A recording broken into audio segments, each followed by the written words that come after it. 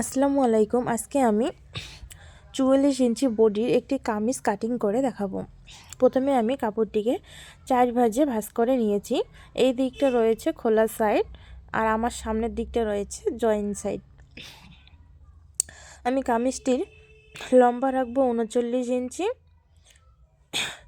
তাই আমি নিচে কাপড়টিকে প্রথমে কম বেশি আছে তাই হাফ ইঞ্চি সমান করে দিয়ে এটাকে কেটে নিব এবং ১ ইঞ্চিতে আমি এখানে ১.৫ ইঞ্চিতে একটা দাগ টেনে নিলাম, এটা সেলাই মার্জিনের জন্য। এরপর আমার চুড়িদারের লম্বা যেহেতু ৩৯ ইঞ্চি, তাই আমি এখানে ৩৯ ইঞ্চিতে একটা দাগ টেনে দিলাম এবং উপরে সেলাই মার্জিনের জন্য হাফ ইঞ্চি এক্সট্রা নিয়ে নিলাম। এরপর আমি দাগটি মিলিয়ে দিব। এরপর এখানে উপরে ফিতা বসিয়ে আমি ৬ ইঞ্চিতে একটা দাগ টেনে নিলাম এবং ১৩ ইঞ্চিতে একটা দাগ টানলাম এবং ২০ ইঞ্চিতে আর একটা দাগ টেনে নিলাম। ৬ ইঞ্চিতে যে দাগটি দিয়েছি সেখানে হবে বডির মাপ, আর ১৩ ইঞ্চিতে দাগটি দিয়েছি কোমরের মাপ হবে, আর ২০ ইঞ্চিতে যে দাগটি দিয়েছি এখানে হবে আমার হিপের মাপ। এখন আমার বডি যেহেতু ৪৪ ইঞ্চি, ৪৪কে ৪ দিয়ে ভাগ করলে ১১ ইঞ্চি হবে। ১১ ইঞ্চিতে একটা দাগ টেনে নিলাম। কোমর হচ্ছে আমার ৪০ ইঞ্চি, ৪০কে ৪ দিয়ে ভাগ করলে ১০ ইঞ্চি। হিপ হচ্ছে আমার ৪৪ ইঞ্চি, ৪৪কে ৪ দিয়ে ভাগ করলে ১১ ইঞ্চিতে দাগ টেনে নিলাম। এখন আমি পরপর দাগগুলোকে মিলিয়ে দিব। এরপর আমি সেলাই মার্জিনের জন্য ২ ইঞ্চি কাপড় এক্সট্রা নিয়ে নিলাম।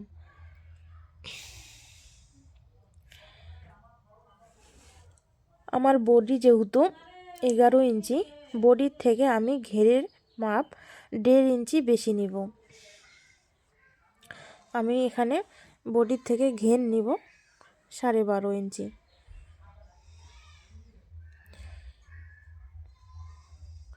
এবং সেলাই মার্জিনের জন্য এক্সট্রা ১ ইঞ্চি বেশি নিয়ে নিয়েছি এবং এরপরে দাগগুলো আমি মিলিয়ে দেব।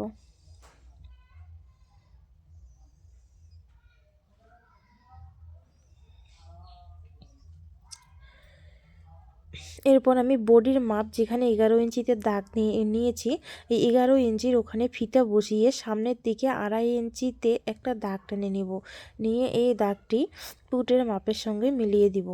মিলিয়ে দিয়ে এই দাগের মাঝখানে ফিতা বসিয়ে নিয়ে ১.৫ ইঞ্চি উপরে একটা দাগ টেনে নিব এবং এই মোহরার যে হাতার মোহরার এই শেপটা আমি দিয়ে দেব কোনা করে এবং তালপাটের জন্য হাফ ইঞ্চি নিচে আরেকটি দাগ টেনে নিলাম। তারপর হাফ ইঞ্চি নিচে দাগটিকে আমি শেপ করে টেনে দেব।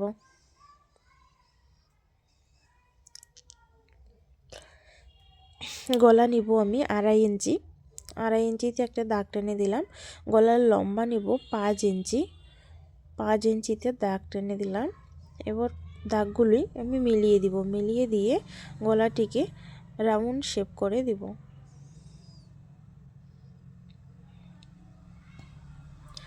এবারে আমি চুড়িদারটি কাটিং করব।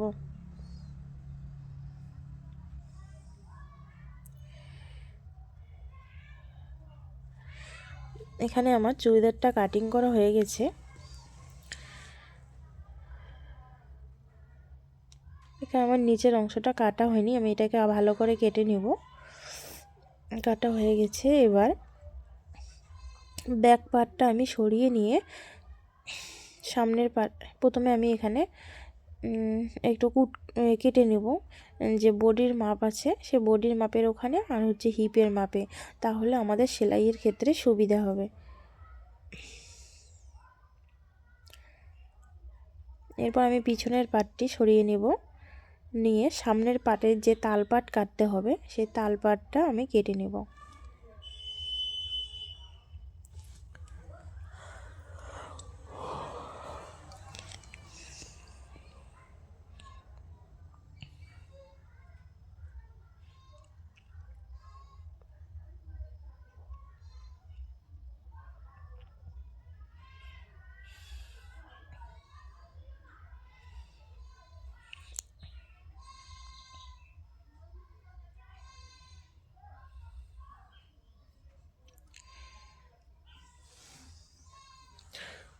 এবার আমার তালপাট কাটা হয়ে গেছে, এবার আমি হাতা কাটিং করব।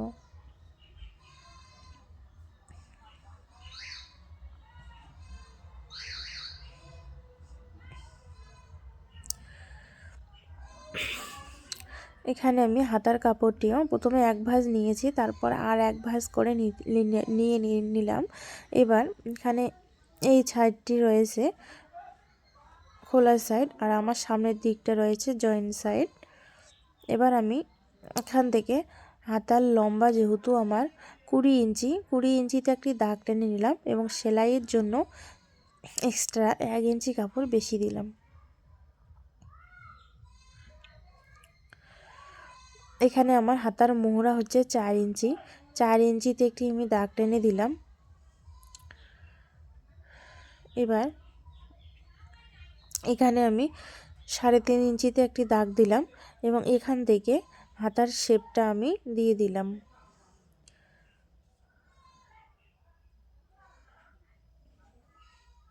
তারপর দাগ টেনে নিলাম এবং সেলাই মার্জিনের জন্য 1.5 ইঞ্চি কাপড় এক্সট্রা নিয়ে নিলাম। 1.5 ইঞ্চি কাপড় এক্সট্রা নিয়ে নিলাম। এরপর আমি হাতাটি কাটিং করে নেব।